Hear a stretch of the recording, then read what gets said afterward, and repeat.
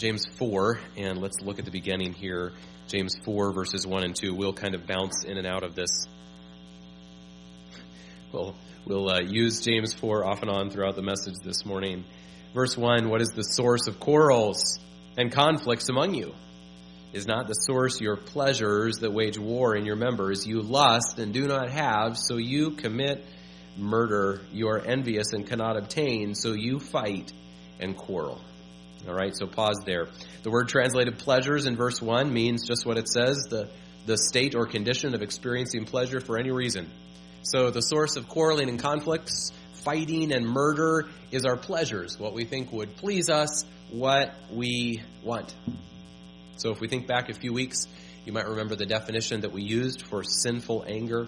Sinful anger is a punishing response to the frustration of one's desires.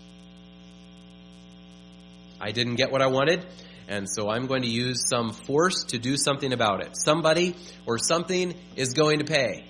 Now, I might use force in an outward, loud, violent explosion of anger, or I might use force in a quiet, cold, controlling, manipulative way.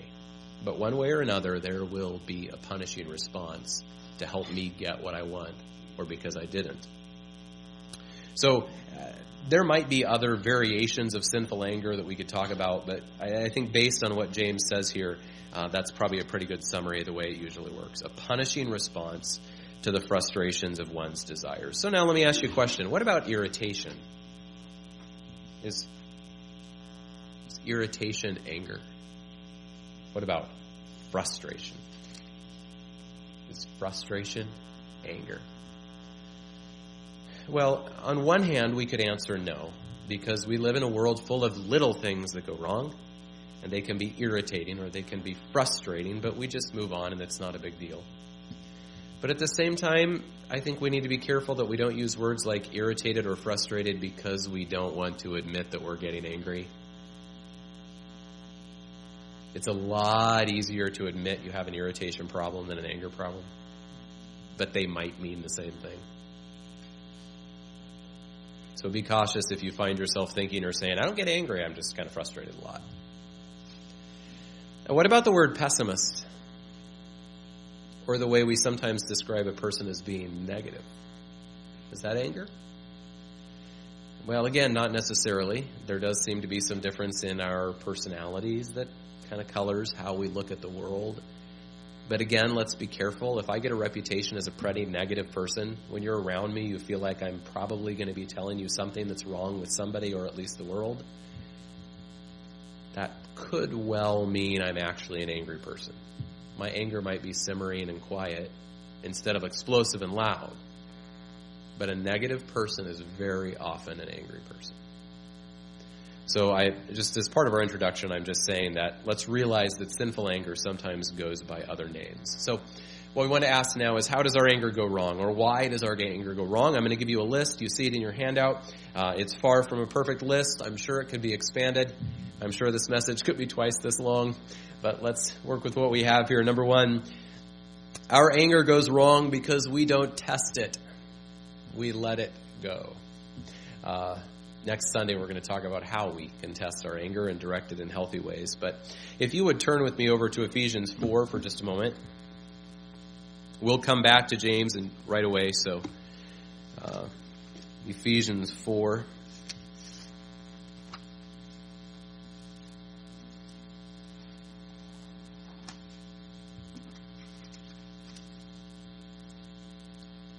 Ephesians 4, verse 26. Maybe the best known verses about anger in the Bible. Just look with me at the first phrase in verse 26. Be angry and yet do not sin. Be angry and yet do not sin. Some have wondered if this can really be a command. And I think the NIV even translates it as a concessive, if you're angry. And I think the reason to wonder if it can be a command is because anger seems to be so often sinful. But the grammar here indicates that it's a command. The grammar in Psalm 4, which this is quoting, indicates a command. So I think it's best to remember that anger in itself is not wrong. This can be a command. Yet at the same time, I doubt that Paul's point is really, you all need to get angry a lot more. I doubt that's what he means here in Ephesians 4, though next week we'll talk about the things we should get angry about.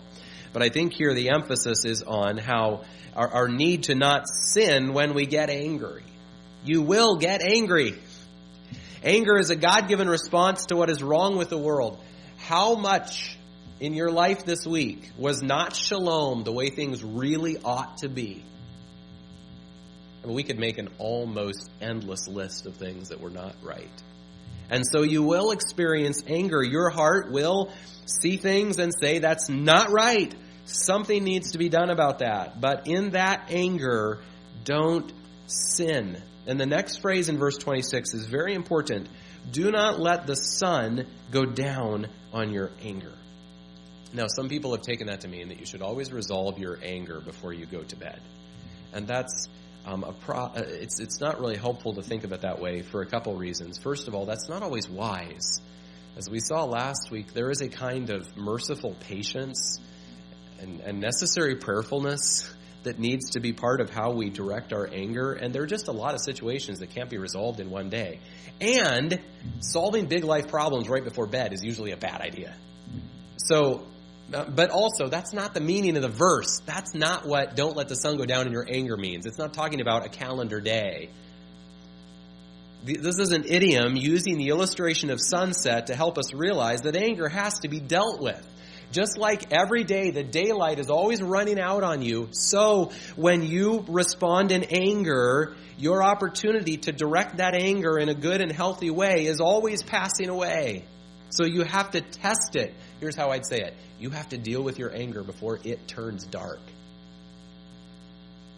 Deal with your anger before it turns dark. You can't just let your anger go.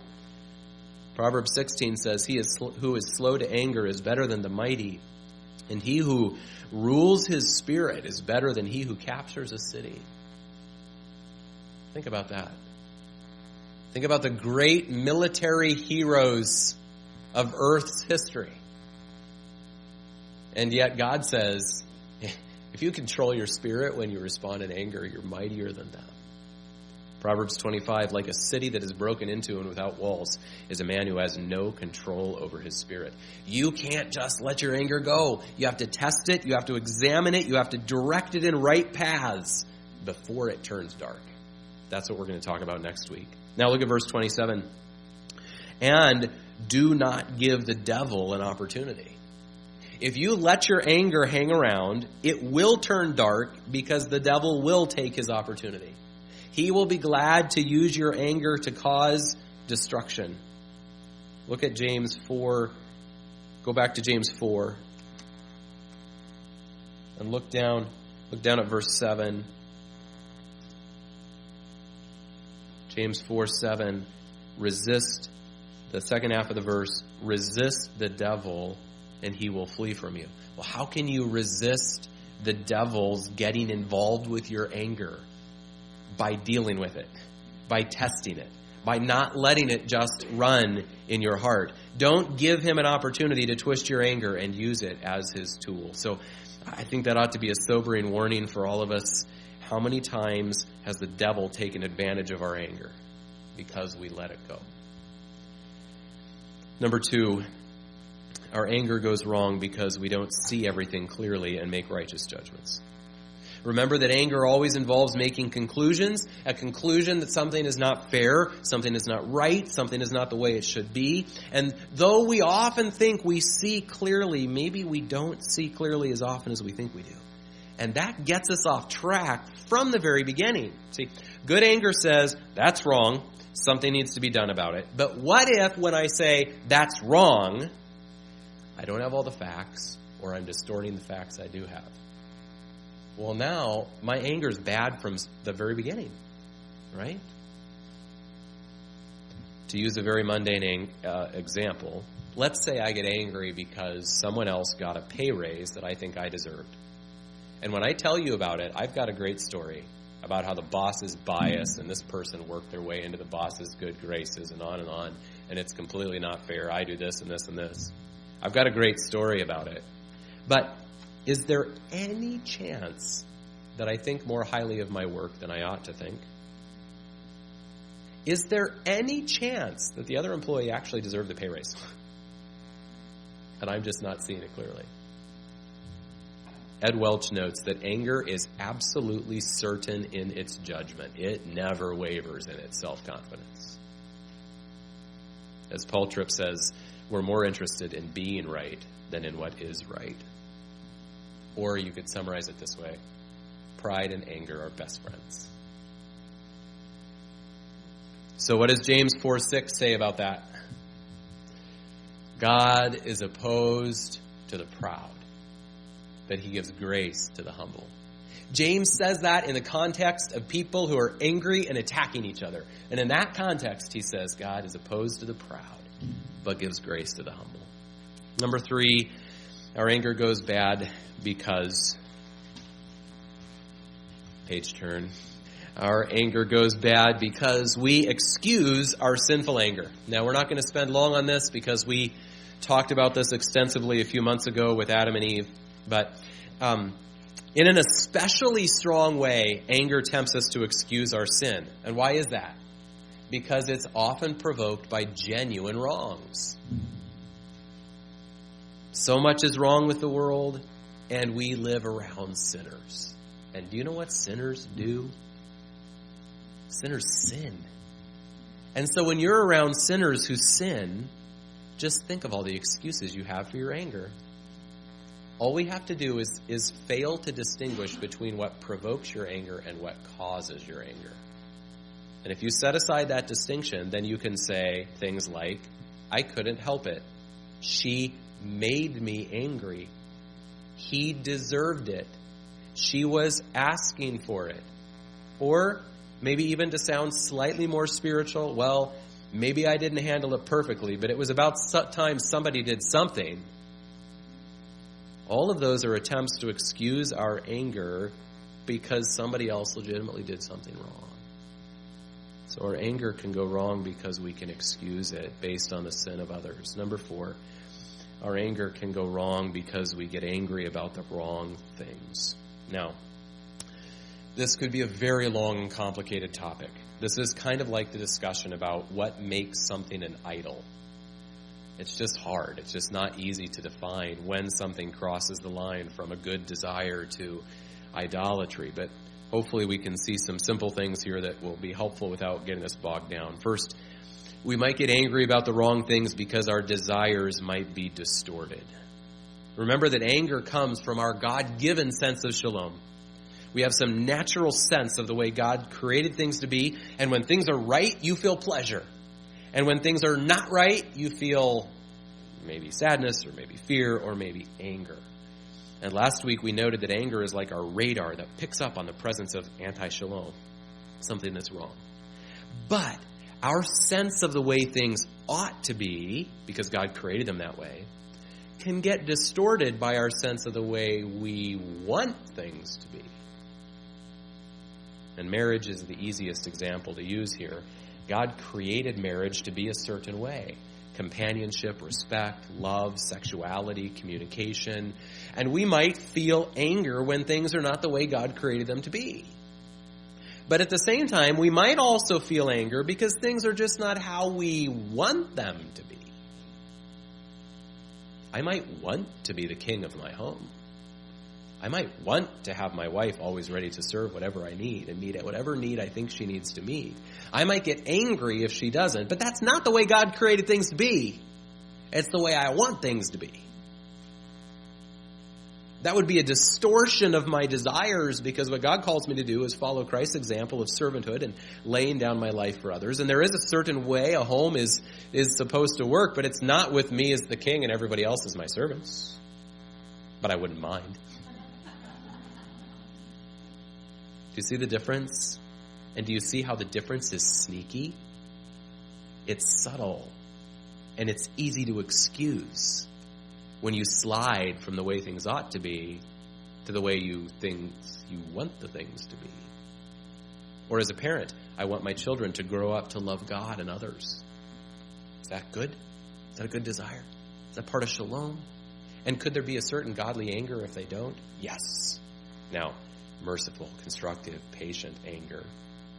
But as a Christian parent, it should matter to you if your kids don't love God. Though you can't make them love God, I know that. But there are constructive things you can do as a parent. But I might also want people to think of me as a good parent. And I might get angry and become fearful and controlling and manipulative if I think my reputation might be threatened. Now, isn't that different? The question of whether my kids love God and the question of whether you think I did a good job so that my kids love God. Now I've distorted my desires. There are some clues about this in James. For example, James 3:14 uses the phrase selfish ambition. That's not just the desire for shalom, that's the desire for things to be the way I want. Or at the end of James 4, verse 3, the phrase, so that you may spend it on your pleasures. Our desires can be distorted so that they don't really have to do with shalom or with God or with others. They just have to do with what I can spend on my own pleasures. So we can get angry about the wrong things because our desires can be distorted. Another possibility is that our desires might be wrong. And I believe that's why James 4:4 warns about friendship with the world. It's kind of an unusual place for a warning about friendship with the world. And I think that what's going on here is that the conflicts between the believers to whom James was writing were caused by their desires, and it wasn't even good desires, it was downright worldly, sinful desires. And that's really, to me, that's startling. It's kind of crazy to say this, but we can get angry just because we don't get the sin we want. How twisted is that? So our desires might be wrong. Then thirdly, we might get angry about the wrong things because our desires might be in control. Our desires are good and important. They're from God, but they can't ever be in charge. Jesus said nobody can serve two masters. If our desires are in control, God's not. And so our sinful anger can help us identify when our desires have taken control of our hearts. You see on there 3 sentences from David Powlison. The more you value something, the more force you'll pour into your displeasure when you don't get it or when something threatens it. Anger loudly demonstrates that my will be done defines my life. Your anger will reveal your master. And so what does James say in James 4, verse 7? Right before he says, resist the devil, what does he say? Submit, therefore, to God. When God is in control, your anger won't go wrong. Number 5, our anger goes wrong because we are not controlled by love. Pure anger is a godly character trait, but it's never alone. It will always be joined together with other godly character traits. And we'll note this again next Sunday, but every time the Bible describes God as slow to anger, it is in a list of other descriptions of his character. In James 3:17, James says that the wisdom from above mixes together many aspects of godly character, like it's pure, it's peaceable, it's gentle, it's reasonable, it's full of mercy and good fruits. Godly anger mixes with other characteristics like that. And I don't want to get too far ahead of what we're going to talk about next week, but this is just a good test of whether we're starting to grasp pure anger, good anger. Can you imagine an anger that is peaceable, gentle, reasonable, full of mercy and good fruits? If you can imagine that kind of anger, you're starting to get a little bit of a grasp of God's anger, which then we want to be reflected in us as well. But here's the point for this morning. Sinful anger, on the other hand, is like a lone ranger. Sinful anger takes off on its own, and it leaves the other godly character traits behind, and it's going to solve all the problems itself. Anger to the rescue. Look with me, turn with me to 1 John 3, because this is the point where we can kind of loop back around to our very first sermon in this series about how the gospel cuts the root of anger, and review that a little bit and hopefully connect it together here. 1 John 3.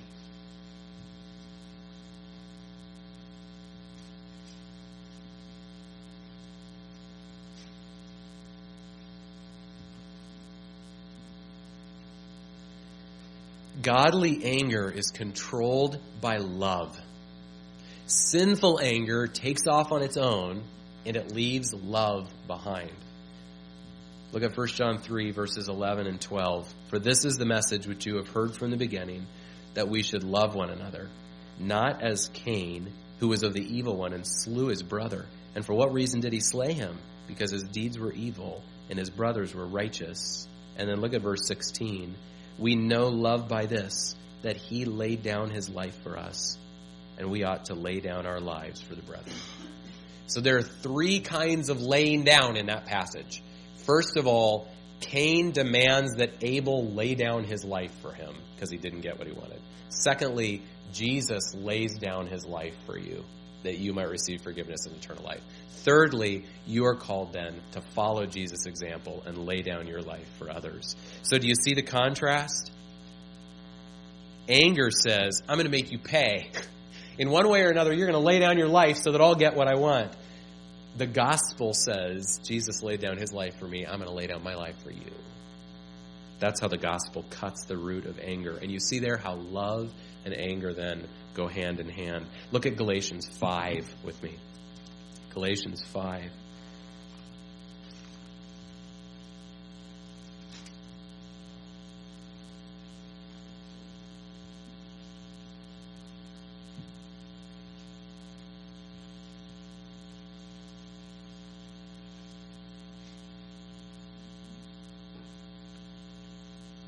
Galatians 5, beginning in verse 13.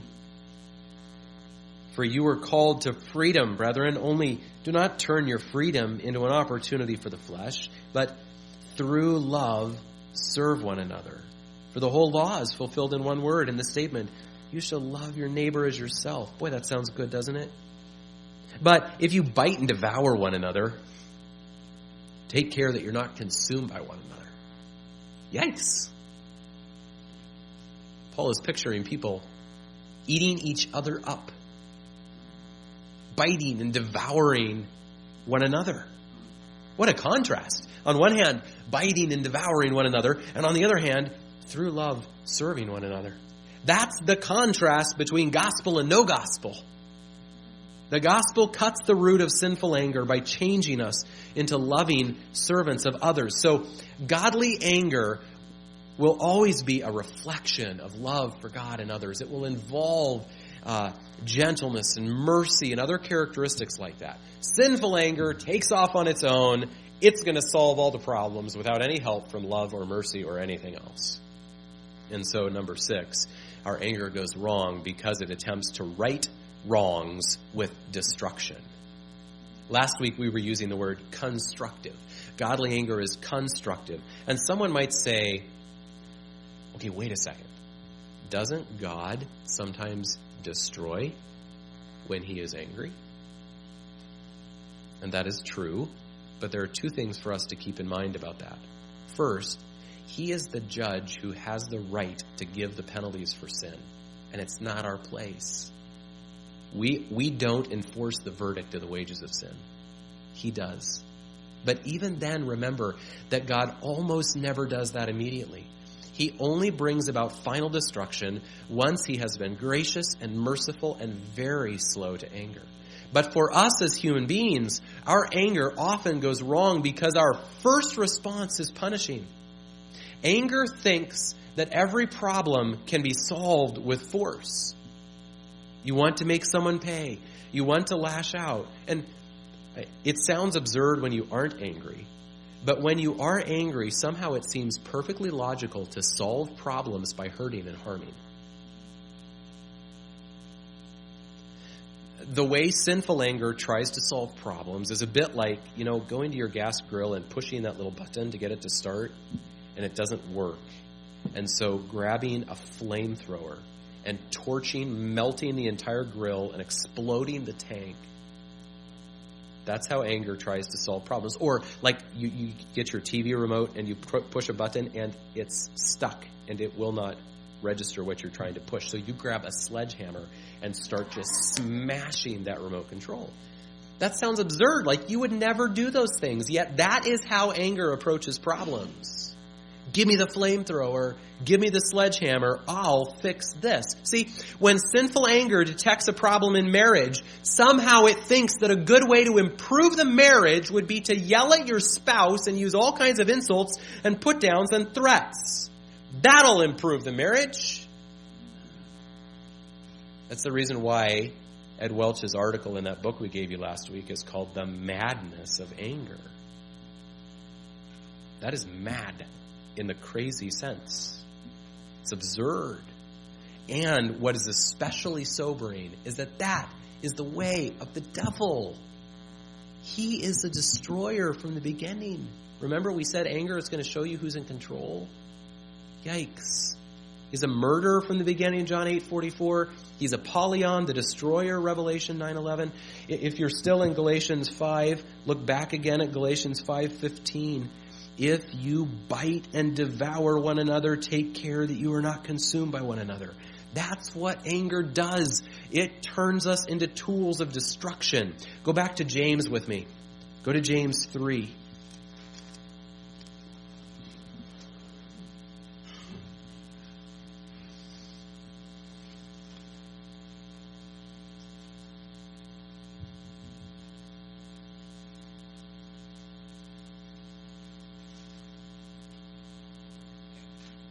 James 3, he's talking about the tongue.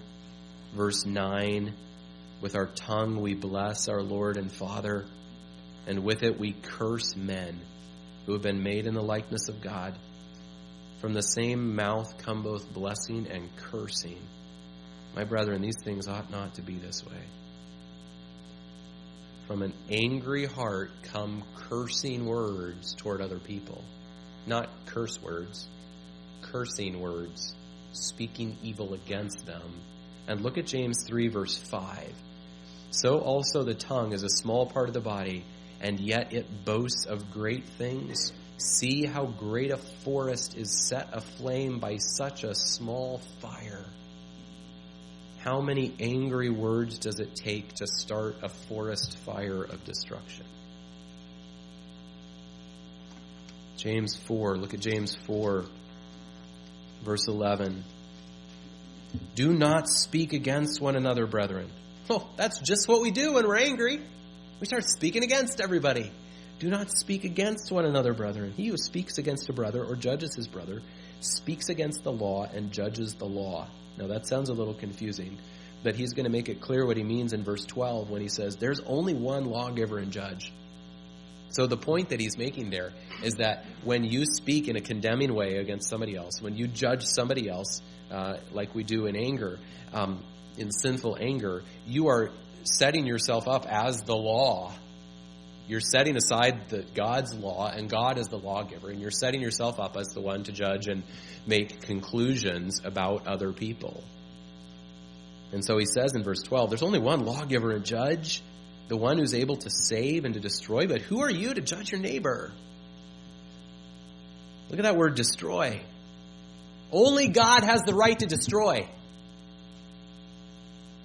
But when we make our own conclusions, and then we turn to force to try to fix problems, when anger sets off as a lone ranger to solve everything himself, we are setting ourselves up as the judge and the destroyer. And unfortunately, we are skilled destroyers. Not very good builders, but good destroyers. Now you look at all that and you say, well then why do we get angry if it's so destructive?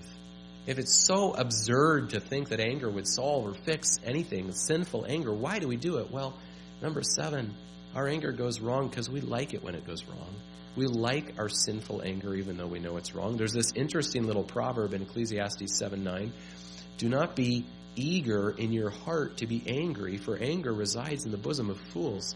That means it's possible to be eager to be angry, to enjoy sinful anger, and to choose to use it. Why?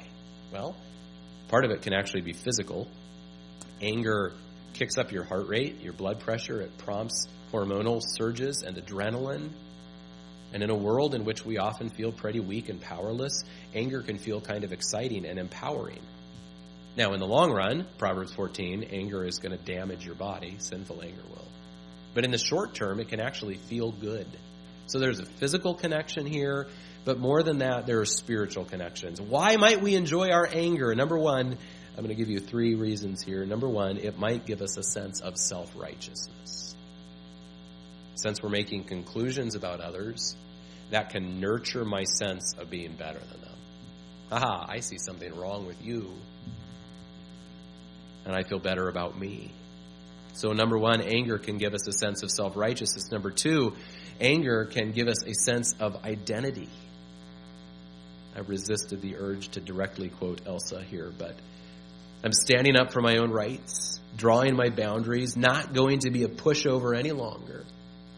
I'm going to let it go and show everyone that I'm tough and strong and even angry. And our culture, to some degree, encourages this. Sense of identity.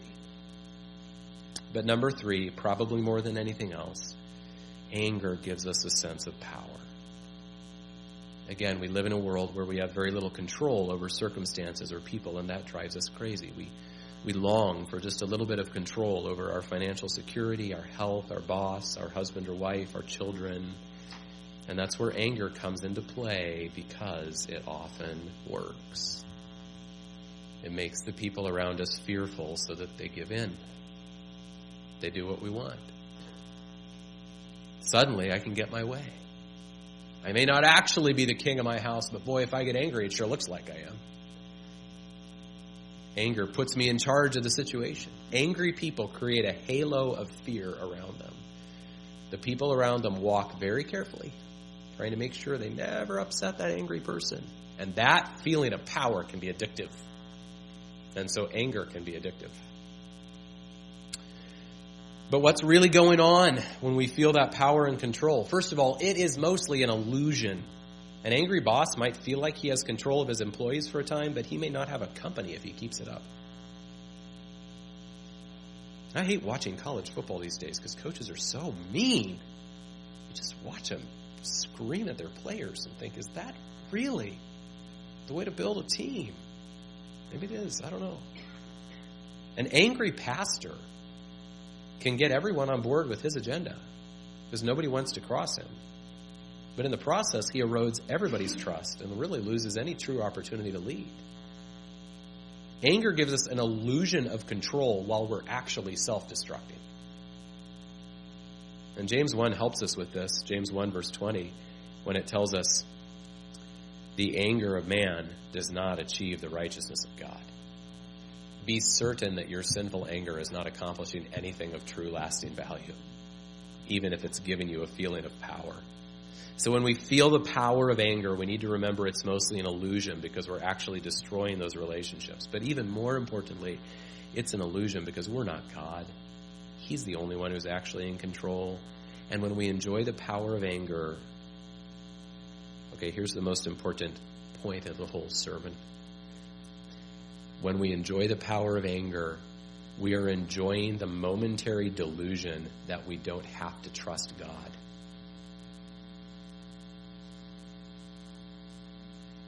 I don't have to trust God because I figured out how to take control of the situation myself. Now that can apply to more than just anger, but it applies to anger. So here's another way to say it. Why do we hold on to our anger?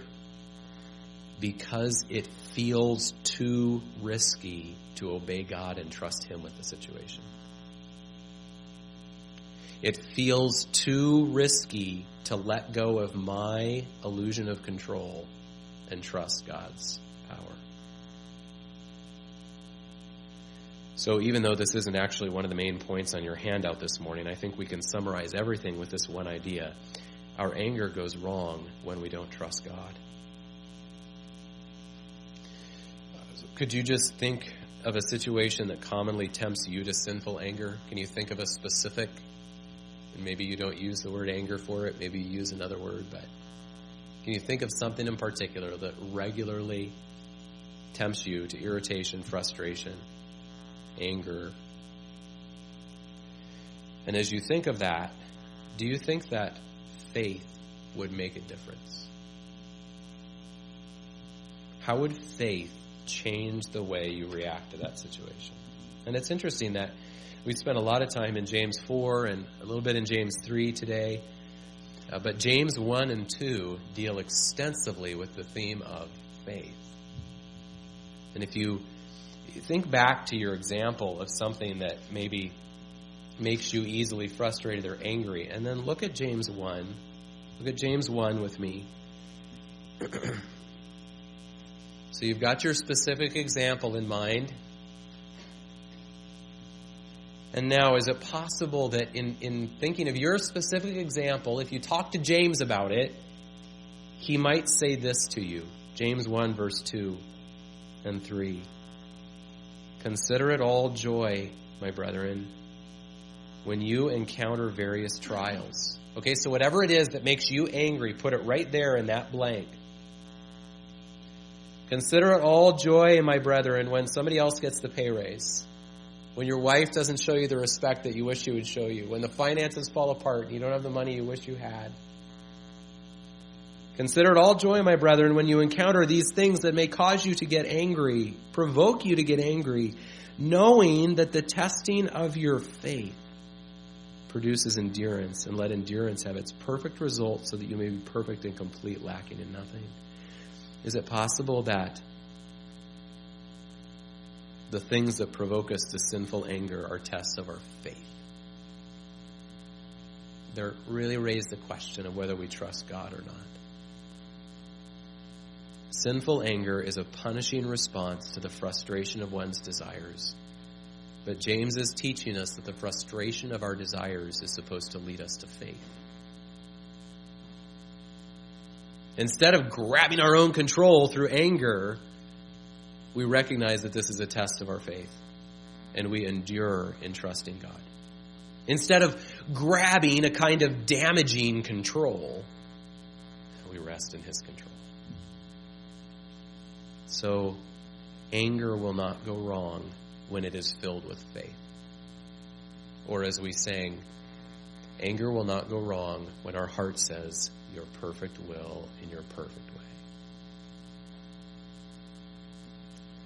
Next week, we're going to finish up this series about anger with the question, how can we express good anger? How can we test and direct our anger? But for this morning, James would say to us, prove yourselves doers of the word and not merely hearers. Has God's Spirit helped you to see ways in which your anger goes wrong? So can we just ask that question first of all? Has God's Spirit helped you to see ways in which your anger goes wrong? Are you willing to repent of those things and seek God's forgiveness and grace to begin to change? Are you willing to trust Him?